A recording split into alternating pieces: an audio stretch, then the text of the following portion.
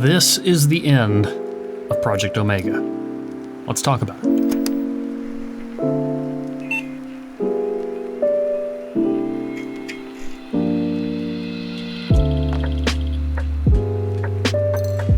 This one's a little scuffed up. This is my personal pair serial number 001. Project Omega has been going on for almost a year, and it's time for it to come to an end. Right now, batch 4 is selling, and it's the last batch I'm ever going to sell of this headphone. Those orders are up for about another week, but that's not what I want to talk about. Instead, I want to talk about what this has been like so far and the things that have changed on this headphone since it started. Now, I'm going to do another follow-up video at the end of this when I open source the project after batch 4 has shipped, going over a lot more information as well as the financials of the whole project. But today I'm going to talk about the things that have changed. With the batch that just shipped, batch 3, I added in these in a little bag included with the cable. Now this is just a little 3D printed part that prevents the cup from tilting any further than this.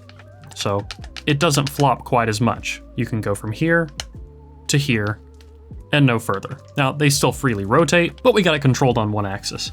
These just have 2 holes and they pop in right there. Nice and simple. I'm going to include those with batch 4 also. Other things that have changed along the way is the hole placement on the sides of the ear cups, the mounting angle of the 3.5mm jack on the inside. So we had a few early on units where there were problems with the 3.5mm jack. The driver caps I changed to aluminum. These ones are polished. The ones that are on my personal unit are not, because these were the prototype caps. We changed the process for the stamping for the logo on the headband, and we actually shaved off a little bit of weight as we went. The headphones are now about 5 grams lighter than when the project first started.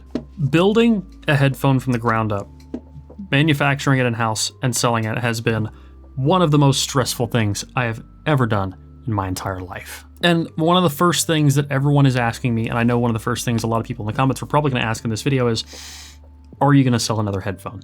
If this industry doesn't improve, I might. Project Omega is still my favorite headphone in my entire collection because it's a headphone that I made for myself. Another thing I've been asked a lot is these aluminum caps. Are they going to be made available to people who already have Omegas and don't have these aluminum caps? Yes, I am actually producing a ton more of these right now. Probably be during this upcoming batch, the last batch, while it's being produced. I will have these available for people who already have Omegas and want to swap out their plastic caps for aluminum ones. I'm also going to release the 3D printed files for these little stops right here. So if you want to control the amount of tilt on your Project Omega headphones, you can 3D print these. And after this batch, when the project is completely over, I'm going to make a video again going over the financials. Which, let me tell you, it did not make much, despite selling a pretty decent number of units. But this was not really designed to be a hyper profitable product. It was more designed to be a, I want to get this thing out there in the world. Of course, then the project will be open source. I'm going to go through and tell you guys how these individual components can be made, so you can try and make one yourself.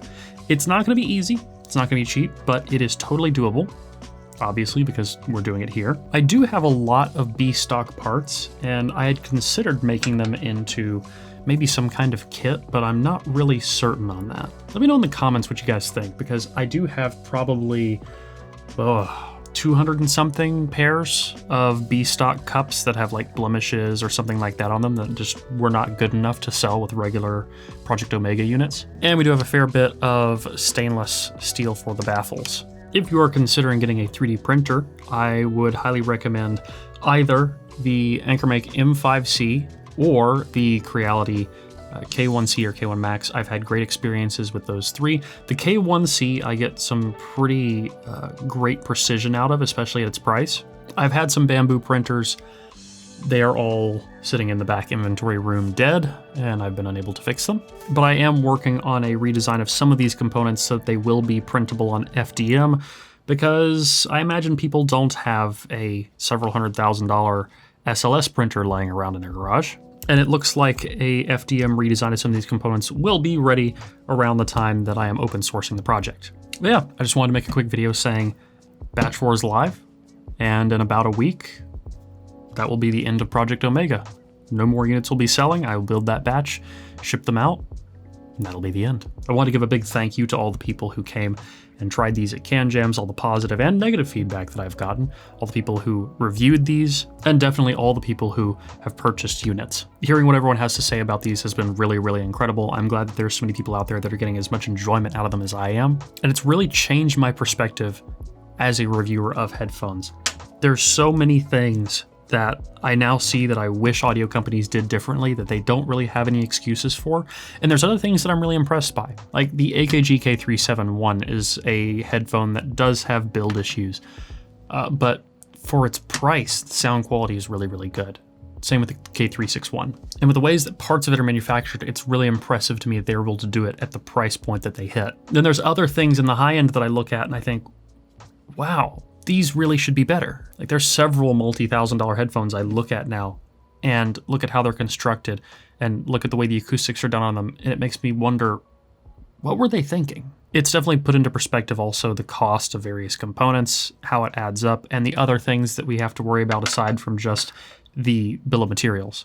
A lot of headphones that are manufactured in this industry cost notably less than what they sell for by a pretty massive margin, because the cost of overhead on a lot of these companies and what it costs to maintain a company selling a product is pretty dang high. You're basically never paying for the cost of the materials in a headphone. In fact, I would say this is one of the rare cases where the cost of materials does actually translate to what the final price ended up being. And a lot of that being due to the small scale in which I'm making these. It's given me a greater understanding of acoustics, greater understanding of ergonomics, of customer support, all kinds of things. And I am really looking forward to expressing how that has affected me as a reviewer and translating that into better product reviews in the future. But for now, I'm going to keep an eye on batch 4.